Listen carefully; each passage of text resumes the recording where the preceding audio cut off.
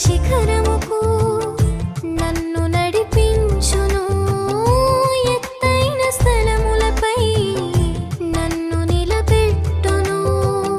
నా తోడు నీడగా నీ వాక్య ధ్యానమే నా బ్రతుకు బాటను సరిచేయును. యేసయ్యా యేసయ్యా నా బలం నీవయ్యా, ఏ భయం లేదయ్యా, నీ కృపా చాలయ్యా. నీ చేతి కార్యము నాలోన జరిగించు, నీ దివ్య చిత్తము